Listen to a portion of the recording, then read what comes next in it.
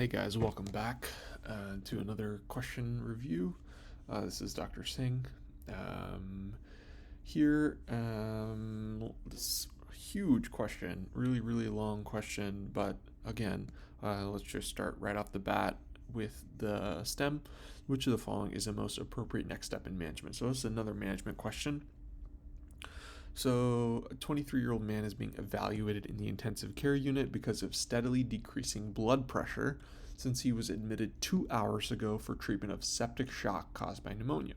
Okay, so he's coming in with pneumonia, septic shock, blood pressure is dropping. Okay, medical history is remarkable for cystic fibrosis and severe obstructive lung disease.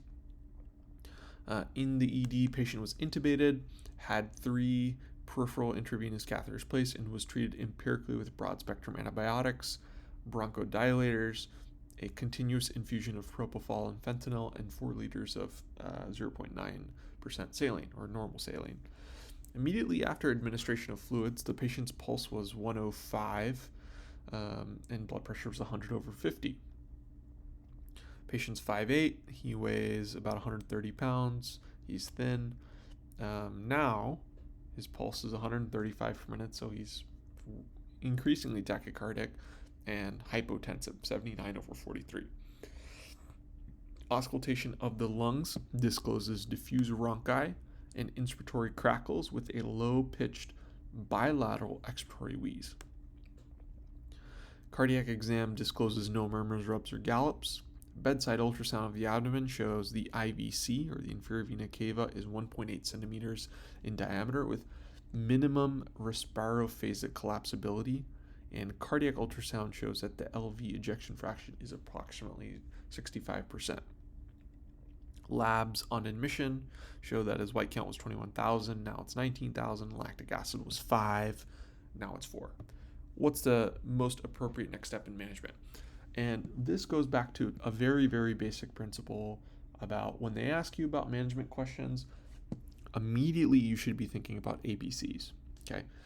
Airway, breathing, circulation, okay? So his airway is secure because he was intubated, okay? So we know the ventilator is going to be breathing for him, so his breathing is secure as well. C, circulation. So he is hypotensive, okay? So if someone is hypotensive, what do you do? Really bring their blood pressure up is the first thing you should be thinking of. And commonly, the way to do that is with IV fluids. Okay, so IV fluids is a good answer. Now, what we got to look at is a gentleman with septic shock who's got a pretty gnarly infection. And the infection is the reason his blood pressure is low. Should we give him more fluid? Well, we've already given him 4 liters of normal saline, which is a good amount of fluid. So the question is, does he need more? Now, you have a pretty thorough bedside ultrasound here that shows that the IVC is 1.8 centimeters in diameter, which is about a normal size, under 2 centimeters, in between 1 and 2, with minimum respirophasic collapsibility. This is more important than the size really is. Your IVC changes in size with your breaths. So when you take in a nice deep breath, imagine what happens to the preload in your large veins, right? So the preload in the IVC, the blood flows into the heart and your IVC should shrink in size, as opposed to when you exhale, you decrease the amount of preload you take into your heart and your IVC should enlarge. So they're saying minimum respirophasic collapsibility. So when they're saying essentially when he takes in a big deep breath, it does not collapse. Okay? And what does that mean is, well, there's plenty of fluid in that IVC. Okay? And so that is one of the ways this question is telling us that, hey, buddy, I know your reflex in a patient with hypotension is to pick IV fluids, but I am telling you that this IVC looks pretty full, meaning he doesn't need any more fluids. Okay? And now your question must be, well, how the heck do I get the blood pressure up if I can't give him IV fluids? And so this is something that you will learn in the ICU, and as you guys study for your board exams, to bring up someone's blood pressure who is adequately fluid resuscitated, you would start them on something called vasopressors. Okay, vasopressors are medications that help bring your blood pressure up. They're titratable infusions, which means they're infusing. It's what colloquially we would call a drip, and you would infuse that at a certain rate over every minute. Okay. So the answer to this question is not A, it is actually D. Okay, so norepinephrine is the first line vasopressor in septic shock. Okay, so A is not the correct answer. B, administer intravenous hydrocortisone. So hydrocortisone is actually one of the treatments for septic shock, but it's not going to bring your blood pressure up right away in an instance, right? We need this blood pressure up.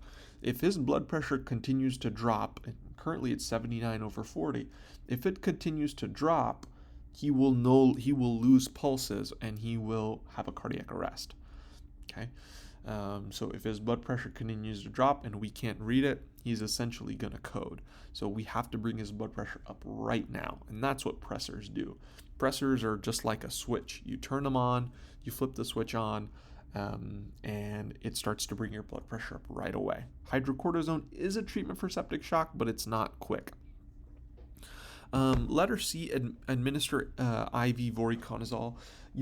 Voriconazole is an antifungal agent. There is no real evidence that this guy has a fungal infection specifically. He certainly needs broad spectrum antibiotics, which they said that he got, which is good. But I don't see any need for antifungal. We have no evidence that there's a fungal infection going on here. And then letter E, order CT scan of the head. They're not telling me that he has any sort of altered mental status or anything that I would consider that he's got a big brain bleed or a stroke or something like that, where he has some neurologic weakness or altered mentation or anything like that. So E is out. Okay. I'm going to try and keep this video under 10 minutes because the long ones are just too long. Next, so septic shock. Okay. Septic shock is just sepsis with hypotension despite adequate fluid resuscitation. Okay. So you have a patient that's got an infection, you think they're septic, and not all septic patients get hypotensive. Okay, so their septic shock specifically is hypotension despite adequate fluid resuscitation and requiring vasopressors to keep your mean arterial pressure greater than 65 millimeters of mercury. It also can be defined as a patient with a serum lactate of 2. Okay, now management of septic shock. Really, it's just a couple different things, right? So first off, appropriate antibiotics. Okay, appropriate antibiotics, and what does that mean? In a patient that's coming in with septic shock, where their blood pressure is low despite adequate fluid resuscitation, broad spectrum antibiotics like Vanc plus piperacillin tazobactam, which we colloquially call Zosyn, so vancomycin or vancomycin, would be good for some sort of infection with that's presenting in a shock state. Now, if you have a patient with an infection such as meningitis, well, tailor your antibiotics to the specific infection. So, like we say appropriate for that reason exactly. So, if it's meningitis, you would do vancomycin and ceftriaxone. If it's a UTI, you would just give a antibiotic that has good gram-negative coverage, so on and so forth. Okay, so appropriate antibiotics are really, really important here. Okay, I wrote this here because remember, is source control required? So does this person have some big gnarly abscess in their belly that needs to be drained or surgically drained or drained through IR or something like that. So throwing antibiotics at them is not going to do anything. That person needs source control. Okay. So antibiotics plus or minus source control depending on the infection. Second, adequate fluid resuscitation. So here in this definition, we said hypotension despite adequate fluid resuscitation. So what is adequate fluid resuscitation? On average, the Surviving Sepsis campaign kind of made this number up, but it's 30 cc's per kg. So our guy is essentially 60 kgs, and so 30 cc's per kg, if we just multiply 60 times 30, is about 1800 cc's. So let's just say just under 2 liters of fluid, crystalloid fluid. So he already got 4 liters, so he got 2 more than he really needed. So was he adequately fluid resuscitated? Absolutely. Okay, so that's why, going back to this answer, we could have just said, hey, you got way more than 30 cc's per kg. It's definitely not A. He doesn't need more, or he shouldn't get more. This 30 cc's per kg isn't a hard and fast rule. For some patients that are fluid overloaded to begin with, like let's say it's a person with heart failure and they've got a ton of fluid on their body, you can give them less than 30 cc's per kg. And some patients who, let's say, have had diarrhea for 10 days and have sepsis plus hypovolemia, I have certainly seen those patients be given much more than 30 cc's per kg. So 30 cc's per kg isn't a hard and fast rule. It's kind of just your starting point, and you can kind of adjust based on the specific clinical presentation. Okay, now, like in this person, keeping the blood pressure up, keeping the MAP or the mean arterial pressure up using vasopressors. Okay, so vasopressors, we commonly use them in the ICU in all of our septic shock patients. Norepinephrine is the first line vasopressor, always, always, always. Doesn't matter what type of shock it is, norepinephrine is first line. It's a balanced kind of pressor. It's got some alpha agonism, it's got some beta agonism as well. So that's going to be your pressor of choice, okay? And then lastly, IV hydrocortisone, commonly referred to as stress dose steroids. And the idea with IV hydrocortisone is these people have patients with septic shock have a relative adrenal insufficiency. So giving them IV hydrocortisone can help.